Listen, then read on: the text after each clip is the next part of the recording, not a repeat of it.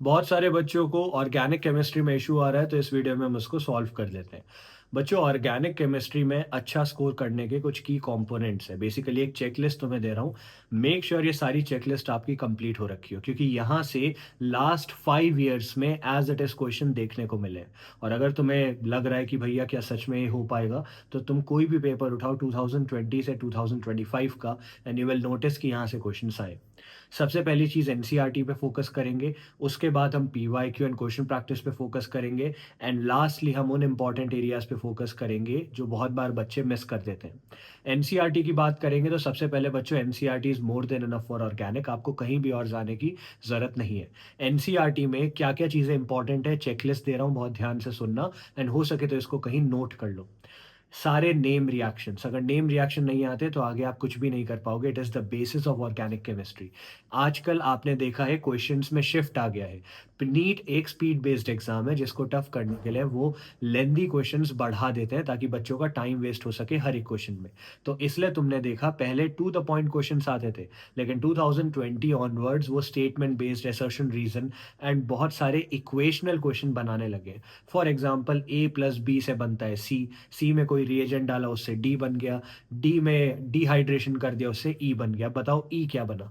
तो अगर तुम्हें ए और बी नहीं पता है तो ई कैसे बताओगे? हो सकता है यहाँ पे वो बोले इसकी नेम रिएक्शन बताओ, राइट? तो नेम रिएक्शन जानना जरूरी है। That is first point. Second point, NCERT के अंदर जितनी टेबल्स दे रखी हैं, प्लीज उन टेबल्स को अच्छे से करो। मैच द फॉलोइंग के क्वेश्चन वहीं से आते हैं। थर्ड चीज, जितने स्ट्रक्चर्स दे रखे हैं उन सारे स्ट्रक्चर्स के आईयूपीएससी नेम ढूंढ ढूंढ के याद करो। एनसीईआरटी और एनटीए का जस्टिफिकेशन ये है कि स्ट्रक्चर दे रखा था, मतलब it is with in syllabus, भले ही उस स्ट्रक्चर का आईयूपीएससी नेम मेंशन्ड हो या ना हो। बहुत बार आपने देखा होगा ऐसे क्वेश्चंस भी आ रखे हैं जहाँ पे स्ट्रक्चर दे रखा होता है और पूछा होता है इसका आईयूपीएससी नेम क्या होगा। ऐसे जगह से वो क्वेश्चन पूछते हैं। नेक्स्ट चीज, जितने भी स्ट्रक्चर दे रखे हैं एनसीईआरटी अगर आप खोलेंगे तो वहां पे आपको कुछ ऐसी एरियाज दिखेंगे जहां दो स्ट्रक्चर के नीचे मेल्टिंग पॉइंट और बॉइलिंग पॉइंट मेंशन्ड है। और इसके बाद वो एक टेक्स्ट में रीजन देते हैं किसका ज्यादा किसका कम है, क्योंकि इंट्रा या इंटर हाइड्रोजन बॉन्डिंग देखने को मिलती है, एच बॉन्डिंग देखने को मिलती है, या हाइड्राइड शिफ्ट जैसी चीजें वहां पे मेंशन कर रखी होती है। You have to keep in mind, ऐसे क्वेश्चंस में वैल्यूज याद नहीं करनी मेल्टिंग पॉइंट बॉइलिंग पॉइंट की, लेकिन ये देख लेना है किसका ज्यादा और किसका कम होता है, सीक्वेंस याद कर लेनी है। यहां से ट्रू एंड फॉल्स के क्वेश्चन देखने को मिल सकते हैं। इसके अलावा एनसीईआरटी की समरी अच्छे से करनी है, क्योंकि समरी से अगेन असर्शन रीजन का क्वेश्चन आएगा, स्टेटमेंट बेस्ड क्वेश्चन आएंगे। ऑर्गेनिक की back exercises are very important, क्योंकि वो कॉन्सेप्ट बिल्ड करती है। बहुत बच्चे बैक एक्सरसाइजेस को नेग्लेक्ट कर देते हैं। आफ्टर दैट जितने भी in-text question and solve examples हैं, प्लीज उसको आप मिस आउट नहीं करेंगे। ऑर्गेनिक में अगर इतना कर लेते हो that is more than enough. ठीक है। इसके बाद आ जाते हैं सेकेंडरी थिंग्स में, that is question practice and practical application. Question practice में बच्चों सबसे इंपॉर्टेंट चीज है आप रेलेवेंट क्वेश्चंस प्रैक्टिस करो। मैं देखता हूँ बहुत सारे बच्चे क्या करते हैं, पहले जेई मेंस जेई एडवांस के क्वेश्चन प्रैक्टिस करने पे चले जाते हैं, क्योंकि यूट्यूब में उनको वीडियोस में फोमो हो जाता है कि इस बार जेई का पेपर टफ आया, केमिस्ट्री टफ आया था, व्हाट इफ वहां से कोई पेपर नीट में आ जाए, वो मिस आउट हो जाएगा। हर साल जेई से हो सकता है एक आधे क्वेश्चन नीट में देखने को मिलते हो, लेकिन क्या एक दो क्वेश्चन की वजह से तुम बाकी के 40 क्वेश्चन छोड़ दोगे? कॉमन सेंस लगाओ। पहले वो क्वेश्चन करो जो पेपर में आते हैं। इसलिए नीचे आपको पिंट कमेंट में हमारी paper prediction test series join करने का भी लिंक मिलेगा। ये वही टेस्ट सीरीज है जो 15 से ज्यादा एम्स दिल्ली के टॉपर्स के साथ मिल के मैं लॉन्च करता हूँ। हर साल यहाँ से सेम और सिमिलर क्वेश्चंस देखने को मिलते हैं। लास्ट ईयर नीट 2025 में 640 नंबर का पेपर एज इट इज आया था। नीट 2024 में 712 नंबर का पेपर एज इट इज आया था। So if you keep all that into account, if you keep all that into consideration, एक ऐसी टेस्ट सीरीज है जो सारे एम्स दिल्ली के टॉपर्स बनाते हैं और वहां से हर साल सेम या सिमिलर क्वेश्चन देखने को मिलते हैं, तो तुम वो क्यों नहीं ज्वाइन करोगे? जिसने अभी तक ज्वाइन नहीं किया जल्दी जाके ज्वाइन करो, ठीक है। अब और आगे बढ़ते हैं। क्वेश्चन प्रैक्टिस की बात करते समय बच्चों बहुत इंपॉर्टेंट चीज ये है कि क्वेश्चन प्रैक्टिस का एक प्रॉपर सीक्वेंस होता है। You can not start with JEE Mains के क्वेश्चंस, पहले पहले करो एनसीईआरटी के क्वेश्चन। तो एनसीईआरटी के intext question, solve example, without value change करे आते हैं। बैक एक्सरसाइजेस, क्योंकि कॉन्सेप्ट बिल्ड करता है। उसके बाद गो फॉर एग्जाम्पलर के क्वेश्चंस, उसके बाद गो फॉर पीवाईक्यू। अब पीवाईक्यू लगाते समय बच्चे ये गलती करते हैं कि वो चैप्टर वाइज पीवाईक्यू लगाते हैं। बच्चों, चैप्टर वाइज जब भी आप क्वेश्चन सॉल्व करते हो तो तब वो क्वेश्चन सॉल्व हो जाते हैं, लेकिन बाद में मिक्स बैक क्वेश्चंस पे कंफ्यूजन होती है, बिकॉज एक चैप्टर में लिमिटेड पॉसिबिलिटीज हैं या limited permutation, limited mutations of questions possible होते हैं। आपके दिमाग को पता है यही 4 फॉर्मूला है जो अप्लाई करने हैं, 4 में से एक ही फॉर्मूला होगा जो अप्लाई करना होगा। यहीं पे जब 100 क्वेश्चंस आ जाते हैं, 100 चैप्टर के क्वेश्चन आ जाते हैं, तो कन्फ्यूजन हो जाती है। इसलिए जब भी आप पीवाईक्यू लगाओ, ईयर वाइज लगाओ। 2025 का उठाओ, पूरी केमिस्ट्री सॉल्व करो। 2024 का उठाओ, पूरी केमिस्ट्री सॉल्व करो। इस तरीके से मिक्स बैक क्वेश्चंस करोगे विद अ प्रॉपर टाइमर, तो आपको ज़्यादा हेल्पफुल रहेगा।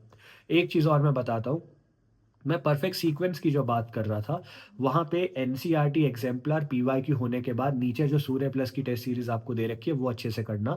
एक-एक क्वेश्चन का एनालिसिस करना बहुत ज़रूरी है। एनालिसिस नोटबुक बनाओ। जिन बच्चों को नहीं पता, analysis notebook is not the same as mistake notebook. Analysis notebook में जो क्वेश्चन गलत हो गया, जो छोड़ दिया, जो तुक्के से सही किया, जो एलिमिनेशन से सही किया, जिसमें कॉन्फिडेंस नहीं था, वो सारे क्वेश्चन मेंशन करोगे कौन से चैप्टर, कौन से टॉपिक का क्वेश्चन है, गलती क्या हुई, silly mistake, conceptual mistake, calculation mistake, language problem, OMR filling mistake क्या हुई, एंड लास्ट में करेक्ट फॉर्मूला क्या होना था। ये नोटबुक तुम्हारा ब्रह्मास्त्र बन जाएगी, क्योंकि अगले रिवीजन से पहले यू विल एग्जैक्टली नो कि मैं गलतियां कहाँ करता आ रहा हूँ। जिस चैप्टर का जिक्र सबसे ज्यादा इस नोटबुक में होगा, उसको उठा के सबसे पहले उसी का रिवीजन करना। लेट से सारे चैप्टर्स तुमने कर लिए रिवाइज, अब टॉपिक्स पे आना है, तो वो भी तुम मैक्रो से माइक्रो इजीली जा पाओगे, वो फनल तुम्हारी इजीली चल पाएगी। After all this is done, then you can jump into JEE Mains के questions. I am not neglecting JEE Mains के questions, I am just telling you कि उसकी प्रेफरेंशियल सीक्वेंस थोड़ी सी चेंज कर दो। डन। इसके बाद एक दो चीजें और, लास्ट का सेगमेंट है वीडियो का जो बच्चे मिस कर देते हैं।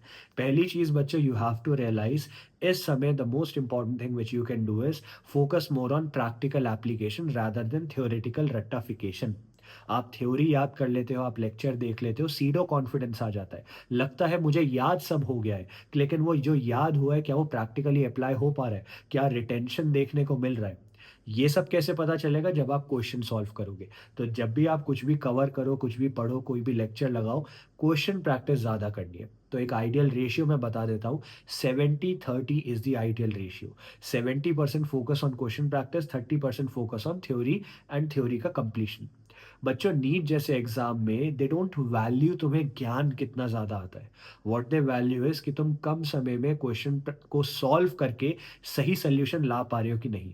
सो at the end of the day अगर क्वेश्चन सॉल्व हो जा रहा है, दैट इज गुड इनफ। और एक टॉपिक के 10 से ज़्यादा परम्यूटेशन पॉसिबल नहीं होते, 10 से ज़्यादा वेरिएशन पॉसिबल नहीं होते, है ना।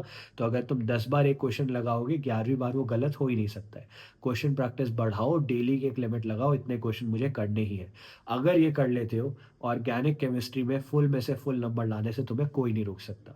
एक बोनस टिप मैं दे देता हूँ कि भैया वन शॉट लेक्चर कब लगाने हैं, हमें वन शॉट देखने का मन करता है, या आई फील कि मैं वन शॉट देख के ज़्यादा अच्छे से समझ पाता हूँ। पहली चीज़, अगर तुम्हें लगता है वन शॉट देख के तुम समझ पा रहे हो, तो क्वेश्चन प्रैक्टिस लगा के इसको जस्टिफाई करो।